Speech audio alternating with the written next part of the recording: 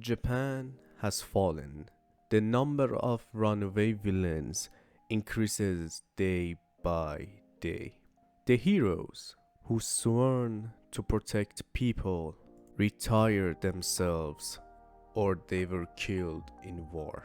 People's trust in their heroes has been destroyed, and the sentence, "I am here," which was once a symbol of people's peace and hope, has changed to "I am not here," and all people's hopes have been lost within it. People were not the only ones who were affected by the aftermath of the war. The UA heroes were also affected as well. But what hurts them most, more than war, was the letter Deku wrote to everyone. In that letter, he explained it to everyone why All For One and Shigaraki were looking for him. He also told them about his quirk and how he got it.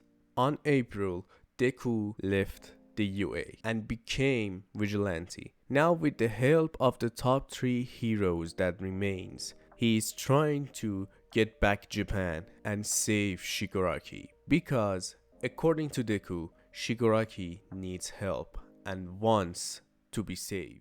My Hero Academia new arc has begun, and we're going to experience the darkest parts of My Hero Academia story. In these 2 episodes, we got a lot of new information from One For All and Deku's plan to beat League of Villains. I'm going to explain everything you need to know about One For All, Deku's plan to take back Japan, and his new quirks, and then finally the mental crisis that Deku is fighting with. I split every part in the timeline in case you want to escape to the part you want to see the most. Now, let's talk about all we learned about One For All. It is important to know that One For All wasn't a gift, it was a curse for the previous users. Because along with One For All, they also had another quirk, so their body couldn't handle 2 quirks, causing the aging process go faster, therefore they died young. In other words, it can be concluded that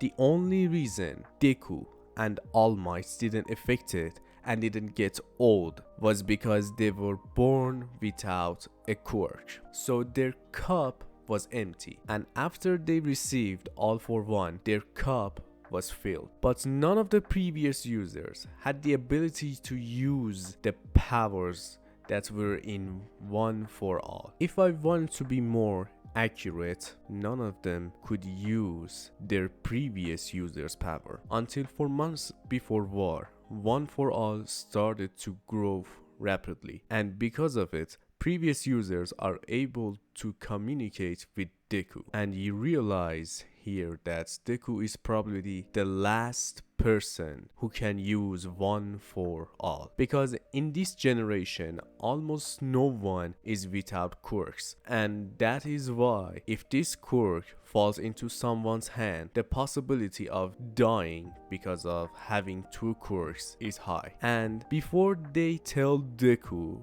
all about this, they make sure that Deku uses One For All to save Shigaraki, not to kill him. And now, Deku's plan. Given that Shigaraki and All For One are looking for Deku, the chances of they trying to attack UA is high, and since they can track him down, Deku decides to leave UA in order to protect everyone, no longer recognize himself as a hero. And that is where Vigilante Deku, with the help of Japan's top 3 heroes, working together to free Japan. In this operation, Deku goes to runaways and beats them up so he can get the attention of All For One or Shigaraki, and then fights them alone. Well, technically with the help of Endeavor and Best Genius and Hawks. And by the way, for Hawks fans, Hawks wings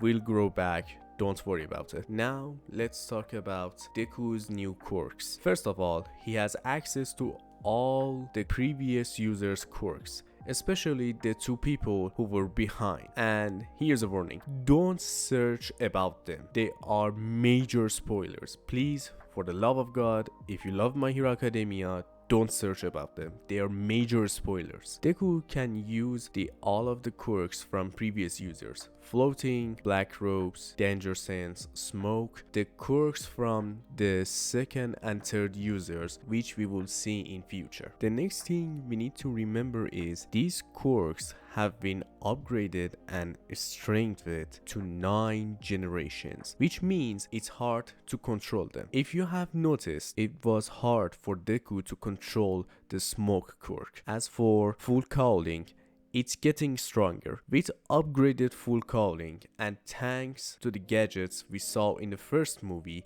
he can fight with the least amount of injuries. To those who didn't watch the first movie or don't know about these devices can reduce the amount of pressure that comes to Deku's body after each time he uses One for All. But because they are prototypes, he can't use them too much. He can't push them to the higher level. There is a limit in it that if he passes that limit, those gadgets would be destroyed. Now, let's talk about the most important part of this video: Deku's personality progression and the mental crisis he's fighting with. First of all, we saw Deku finally use his quirk as a tool. In the past, he interacted with his quirk like something alive and needed to be friends with, and no matter how hard he tried, he didn't understand anything about it. But now he knows more about his quirk, so he uses quirk like a tool. And now let's talk about the mental crisis that Deku is fighting with. Let me explain to you guys the reasons why he's completely broken. The secret that he tried to hide from everyone all this time has been revealed, and now almost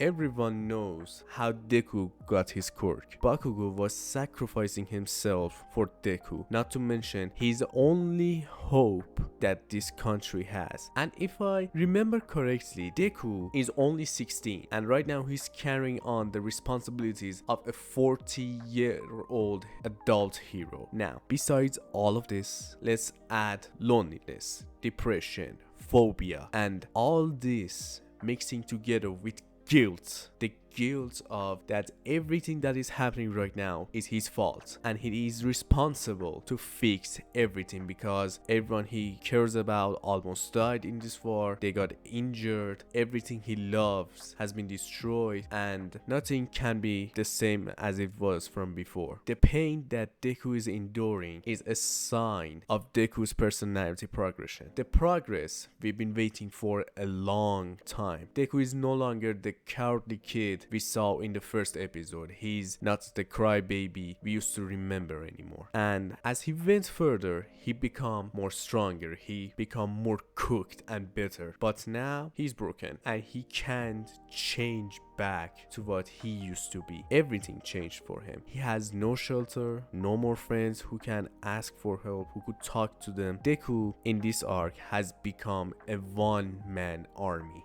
not a hero, not anymore. And from here on out of the story, his behavior and his actions have changed in a whole nother way that you can't recognize him anymore as the person he used to be and we used to know. Vigilante Deku, in one sentence, is the best version of Deku in My Hero Academia. And if the Bone Studio don't screw this up easily, this season will be one of the masterpieces of this year. Now, I have a question for you. What would you do if you were in Deku's situation? Tell me what would you do in the comments. And if you were satisfied with my video, please make sure to subscribe to my YouTube channel. Until another Anime Academia, Bedroot.